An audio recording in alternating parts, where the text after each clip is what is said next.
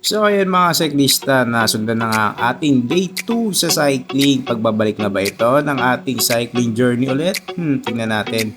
After ng day 1, day 2 agad, Sunday. Nag-iaya agad ng taktak si Idol Chong. Pero syempre, siya pa rin ang ating taga-video. Napakalakas naman ng taong to. Umaahon, napakatarik sa baligot. Tapos siya pa yung nagbibideo, one-handed pa yan. Ano, boss?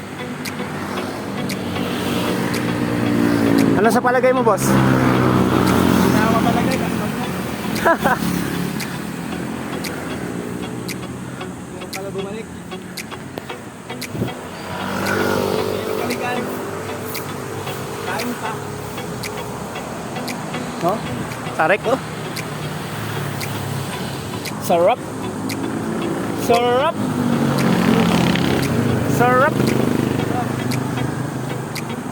At hindi pa dyan natatapos mga cyclista ang ating pagpunta sa inulugang taktak. Diyan pala nagsisimula ang kalbaryo ng ating pag-ahon. Dito nga pala kami sa may Fatima Antipolo. Napakatarik na lugar na to, grabe. Biruin mo yung mga ibang siklista, dinadaan-daanan lang kami. Samantalang ako, 1-2-1-2 kwadrado. Oh, grabe lang, gigil na, oh.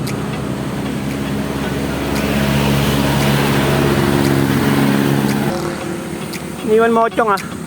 Iniwan mo ako. Sumbong kita sa mama ko. Nangalay na yung ano. Napakahabang ahon nga naman itong Antipolo na to, papuntang Cloud9.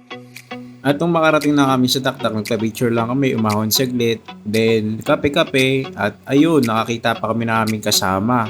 Then uwi na. After nga namin mag-almusal sa taktak, batch agad kami. Siyempre ito konting ahon-ahon na lang at maraming lusong. Hindi katulad nung kanina, mas maraming ahon yung papunta kaysa sa pauwi. Kaya naman hindi ako masyadong nahirapan dahil after neto ay patag na sa may sumulong highway. Hanggang kami ay makauwi na sa aming mga tahanan. At shoutout nga pala sa mga matatandang cyclist na nakasama namin dito sa mahabang patak. At marami pa kami nakasamang siklista. Akala ko nga ay chill ride na kami pauwi, pero hindi pala. Dito pala mag-uumpisa ang magiging bakbakan. Dahil tinrangkuhan kami ng aming kaibigan na nasa unahan. Tumrangko pa naman ng 40, sabi ko 30 lang. Di pa ako aware dito kasi bago nga ako. At kababalik ko pa lang sa site. Ano, si? Lakas si tatay eh. Uwi bitaw. Grabe, binanata ni Sherwin sa patag. 40, 45. Sa matanda.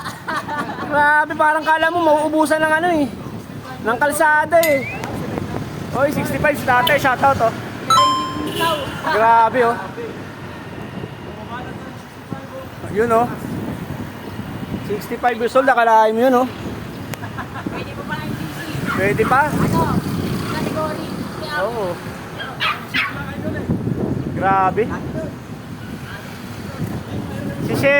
Si Sherwin, kala mo mauubusan ng kalsada eh. 45, 40. Hirap na hirap na eh. Hirap na hirap pa ba yun? Kami nga hirap na hirap sa likod. Akala mo nagbabaga yung kalsada sa'yo. Kudrado na sipa namin, hindi na nga kudrado. Tatsulok na yung ano namin. What? Sipa namin, bira ka pa rin ng bira. Grabe ka. Wala kasing karga, hindi na ako kumain. Wala pang karga yun. Kargaan kita para mabagal ka. Kargaan kita sa sakong bigas. What? Antulin.